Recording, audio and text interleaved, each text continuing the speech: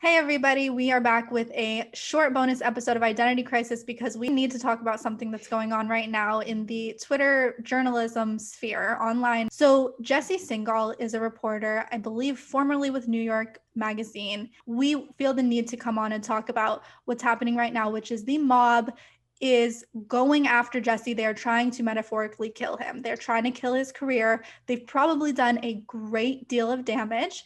And so we want to stand up for Jesse and talk about what's going on. Yeah, I especially feel like you mentioned passionate about this because Jesse and Katie Herzog, who run the podcast Blocked and Reported, a podcast I very much enjoy. It's one of my favorites to listen to. They stood up for me when I was slandered in the media in the Atlantic article that we covered on this show as well.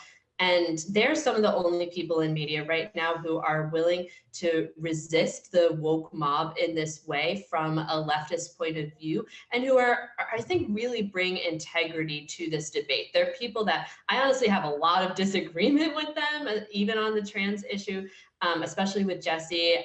But I think that they've really been an example of two people, and Jesse, included, who are willing to stand up and say what is right and do the right thing. And so, yeah, I've been really dying to talk about this with you, especially Sasha, because it's been really hard to watch what's been happening to Jesse and not get dragged too deep into it. But what's been happening is really messed up. Do you want to give like a quick overview for people who might not know what's going on? Yeah, so Jesse Singal is, and I'm trying to find this great thread on Twitter that someone named Eliza Mondegreen wrote about Jesse. So I'm looking for that while I'm talking, but Jesse has been covering gender identity ideology from a fairly sort of positive framing. Like he, I think, kind of agrees with a lot of the premises of gender ideology, but he criticizes some of its applications. So he asks questions about transitioning children at such large numbers. He asks questions about lesbian erasure and issues like that. He also asks questions and is very much against cancel culture and mob mentality. So right now the mob is coming for him just like how they've come for both of us in the past. And they're smearing his name. They're spreading weird rumors about him, which maybe we can a little bit summarize in a sec. But before I forget, I also want to say, they're spreading weird rumors about him, these horrible slandering lies. They're not showing any evidence, even though they're saying they have it. It's ridiculous. But the damage they're doing to his reputation is very real. So with myself, when I got fired, and this is a little bit of a funny story, so I do want to tell it because I think it's kind of interesting. When I got fired, so I got fired on a Sunday night by email. I tried to call my boss, didn't get through, left him a voicemail, but then he did say I could call him the next day. So I did. And we talked very briefly. And he said, one of the things was, I don't want you to get your name dragged through the press, good or bad, which, okay, you can't really get it dragged in a good way, but okay. So he said, I recommend that you don't talk to press. He said, I have in my inbox a message from a New York Mag reporter. Little did I know it was Jesse Singal. I had never heard of him. And he said, this person might contact you, but I wouldn't reply to him. I was really freaked out. And but I was also like, yeah, of course you don't want me to talk to the press because you don't want me to talk about what you just did to me. So then it's funny because my boss did respond to Jesse. He told me he wasn't going to, but he did. And Jesse published those emails on Twitter.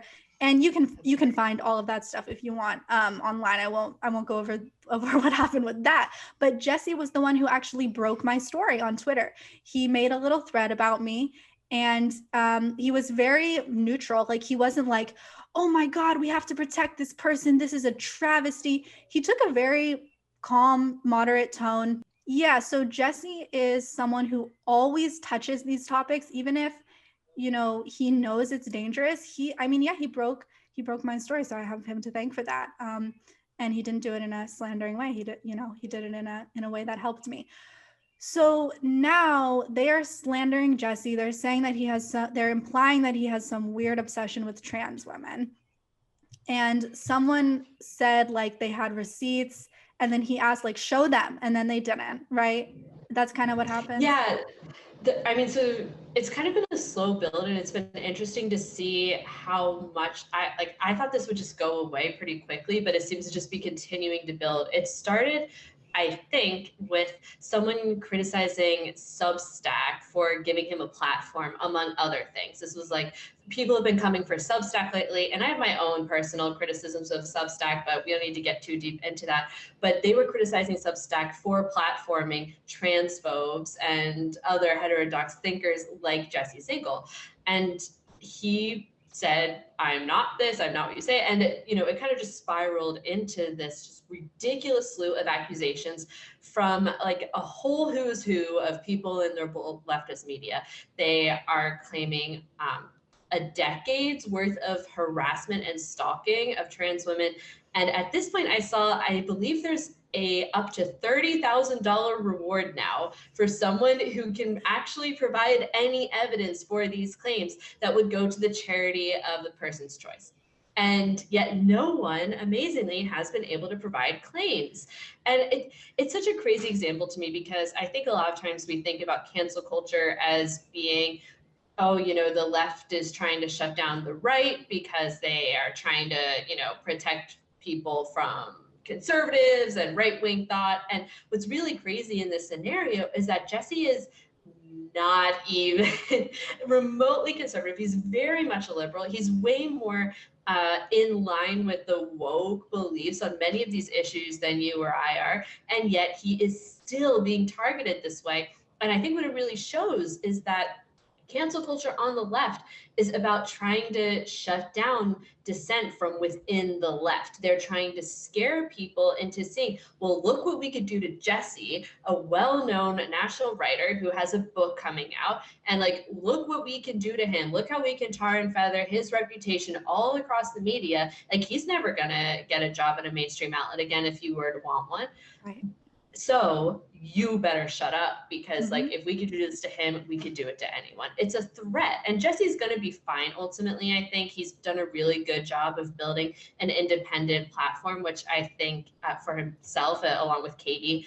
And I think that is really important these days, for people to have freedom to speak in media that won't give a platform to any sort of questioning thought. And so I think he's going to be fine. Right. But that's not to say anything about the emotional toll that this takes on someone, to have this constant slander, these lies told about you 24/7, and they're really awful, horrible lies too.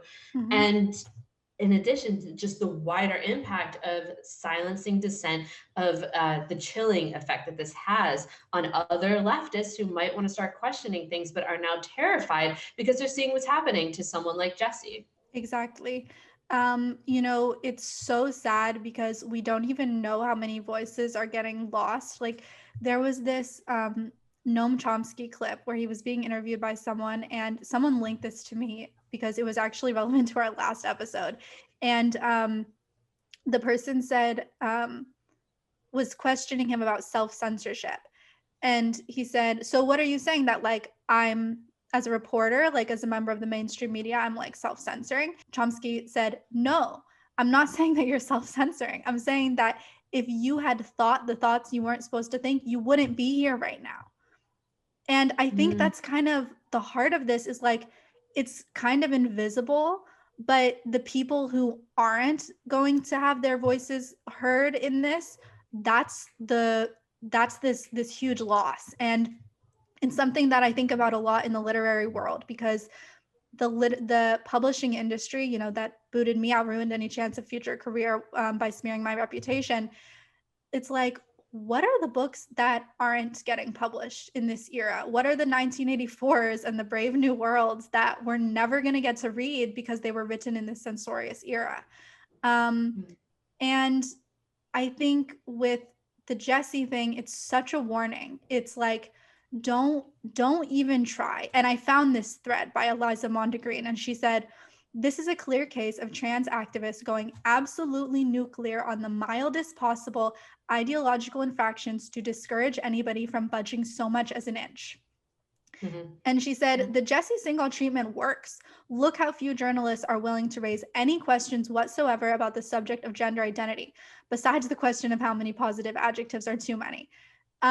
So, you know, and she says, they've raised the cost of scrutinizing any aspect of this issue so high that almost no journalist is willing to pay it, right? It's like, exactly. And then she says, this is perfect. We could call it the Scientology playbook. Unleashing a campaign bent on personal destruction for anyone who inquires into the movement's claims and demands, no matter how responsibly or reasonably. Yeah. And, it's really amazing that she brings up Scientology because we do see a lot of cult-like aspects in here. I mean, I was just listening to reporting on Nexium yesterday, and one of the things that they talk about is when someone tried to leave Nexium, which was this cult based around a male personality who really manipulated a lot of women specifically. But when someone tried to leave this cult, that person was immediately hit with lawsuits, with just like a barrage of smear campaigns. Their whole personality was just destroyed. They would start using that person as an example in their like trainings about how to like, examples of people who have bad personalities and like who are bad people, subversives, I think they called them. And so one of the women who later leaves the group specifically talks about how she tried to leave quietly under the radar because she was terrified of becoming like the first woman who she saw leave, who was hit with all of these lawsuits. And so she was scared to speak up. She was scared to tell others what was happening. She was scared. She knew that other women were probably going to be met with violence in this group. And she was scared at first to tell them about this because of what would happen to her. And eventually she did speak up because she couldn't take it anymore. And she stood by and did what she thought was right. It takes a lot of courage. It takes so much courage to be the Jesse in this scenario. It takes so much courage to actually stand up and say what is true when you know that this is going to happen. And it also takes being able to afford that courage. Yeah. And that is something that is not afforded to a lot of people who, media right now as a job landscape is really messed up. The unions that do exist are all catering more towards a woke ideology than they are to workers' rights, even within a lot of these media union groups. So you're completely right. Like what stories are not getting told because of this? And it's not just about what's happening to Jesse and the lies and the smears. It's also, to me, a lot about the complete disregard for truth among mainstream media anymore, which is so concerning because I don't want to be the person who says we can't trust the media. I think the media is an important, vital part of democracy. Yeah. And the free press is what holds power to account, and that cannot be separated from a free and open society. But when media is corrupted, what do you do? And it's clear that media is corrupted right now by this ideology that really values being in line over truth. And the fact that these big media personalities can just spread these lies far and wide about a colleague, and there's no accountability for that. Like none of these people, like they're not going to get fired for tweeting a lie about another reporter. Like they're not. And it's really disturbing that Nina Paley, who's a friend and hero of mine, she often says the lies are the worst part. And I think that is really true in this case. The fact that these lies are able to be said with no accountability for these people is really disturbing. Yeah. And MK, I wonder if you would agree that what they're doing to Jesse is a bit of a Kafka trap. They've provided these unfalsifiable things because it's like, if you're not providing any evidence, we can't falsify it. But of course, we can't believe it. It goes back to what we're talking about in the episode we just recorded about due process. And, when someone is stuck in a Kafka trap, I don't know how to get out. I can think of one way, which is for everyone else who's watching to rally around that person and to support them. That's how people got me through my cancellation experience, was everyone stood by me. I mean, literally they made a hashtag like we stand with. So,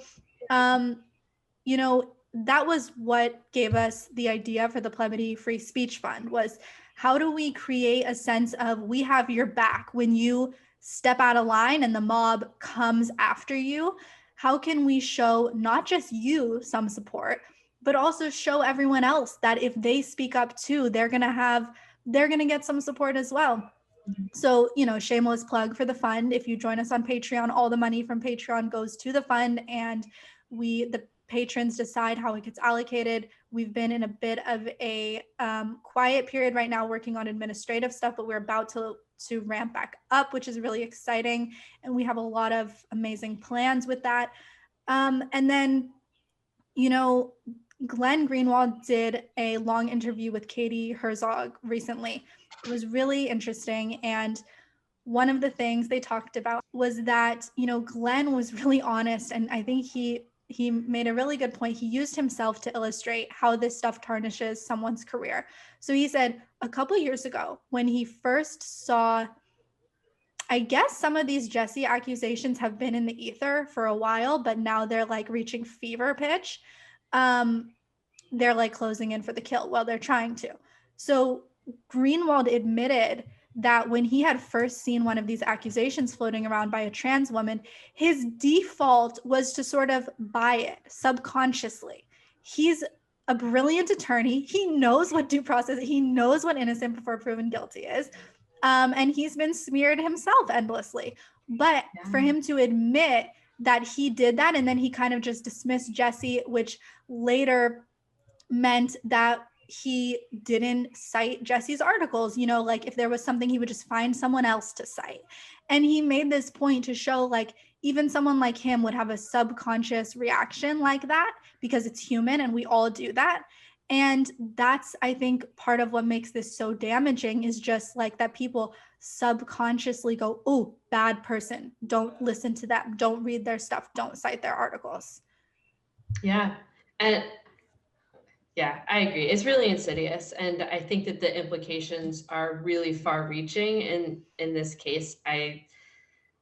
As far as what can be done to resist it, it's unfortunate, but the more, with a high profile person like Jesse, for every person that defends him, there's going to be someone on the other side of the mob. And then we end up seeing, this like clash of two mobs. And now that's not to say that we shouldn't defend him. I have been defending him on Twitter, but it's a shame because I don't think that us speaking up to defend him does anything really to lessen the mob in this case, because he's high profile enough and his detractors and accusers are high profile enough that they have their own mob.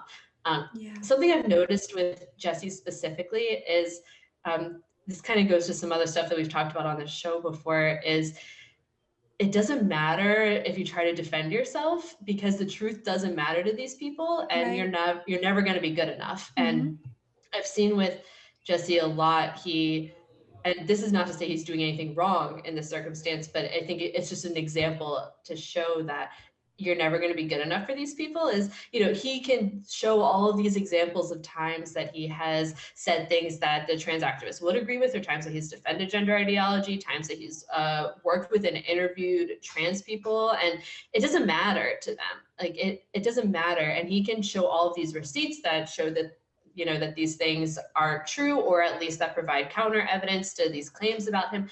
And it does not matter at the end of the day. Like, the truth is nothing to these people. Mm-hmm. And I think it just goes to show that if you are trying to be woke enough for these people, if you're trying to fit in to some sort of box of like, well, if I'm just nice about it, if I, have the right politics in other ways, maybe they'll listen to me about my one criticism.